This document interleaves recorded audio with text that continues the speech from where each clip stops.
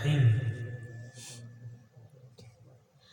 الحمد للہ الذی انزل القرآن والصلاة والسلام علی من هو زینۃ الانس والجان وعلی آلہ واصحابہ ذوی العزة والفرقان اما بعد فقد قال اللہ تبارک و تعالی فی کلامہ المجید ولا رطب ولا یابس الا فی کتاب مبین وقال فی مقام آخر فإنما یسرناہ بلسانک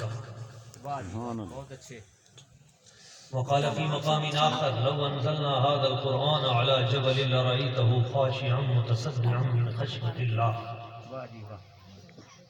وقال فی مقام آخر فأتوا بسورة من مثله صدق اللہ مولانا العظیم و صدق رسولہ النبی الکریم. درود پاک باواز بلند. الصلاۃ والسلام علیک یا رسول اللہ. الصلاۃ والسلام علیک یا سیدی یا رسول اللہ. الصلاۃ والسلام علیک یا سیدی یا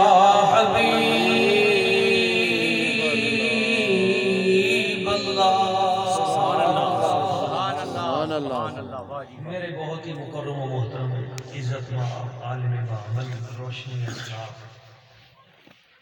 حضرت قبلہ علامہ مولانا محمد اسلم شاکر صاحب دعوت برکاتہ القدسیہ،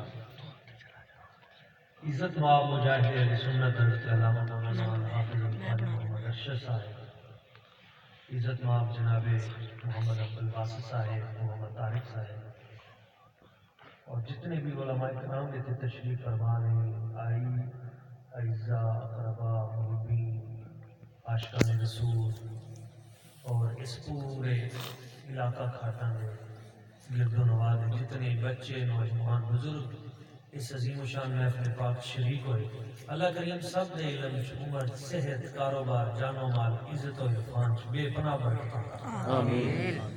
قرآن مجید فرقان حمید دی چند آیات میں تلاوت کرنا شرف حاصل کیتا.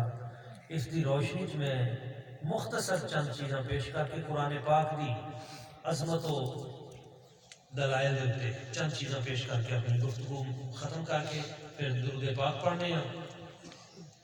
باواز بلند درود پاک. صلی اللہ علیہ یا رسول اللہ